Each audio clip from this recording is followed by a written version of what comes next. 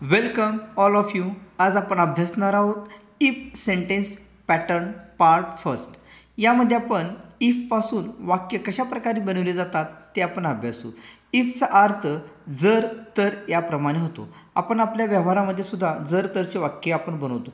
जर माझ्याजवळ पैसे असतील तर मी हे करेन, मी ते करेन. तर आपण इफचे वाक्य कशा प्रकारे बनवले जातात ते आपण अभ्यासू. इफचे एकाच वाक्यामध्ये दोन छोटे भाग असतात. एक पहिला जो भाग असतो त्यास आपण कंडिशन अट म्हणतो आणि दुसरा भाग जो असतो तो रिझल्ट त्याचा परिणाम असतो.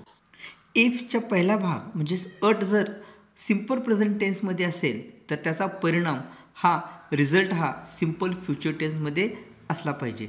आता हे सर्व आपण एका उदाहरणाने अभ्यासू. जर तू चांगला अभ्यास केला तर तुला चांगले मार्क्स मिळतील. आता हे वाक्य आहे. जर तो अभ्यास केला हे काय झाले तर हा त्या वाक्यातील अटदर्शक भाग झाला आणि दुसरा त्याचा परिणाम काय होणार तर तुला चांगले मार्क्स मिळतील.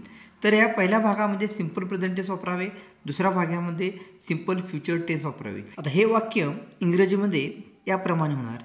If you study well you will get good marks. याप्रमाणे आपण इफची रचना वापरू शकतो. If you have money you will by car. याप्रमाणे आपण इफची अनेक वाक्य बनवू शकतो और आपल्या व्यवहारामध्ये याचा वापर करू शकतो. या ठिकाणी काही वाक्य दिलेले आहेत. ती सर्व वाक्ये इंग्रजीमध्ये बनवा. नकारात्मक वाक्य बनवताना फक्त सहाय्यकारी क्रियापदानंतर नॉट वापरावे आणि वाक्य आहे असे लिहावे आणि शेवटी पूर्णविराम द्यावा. Thank you very much.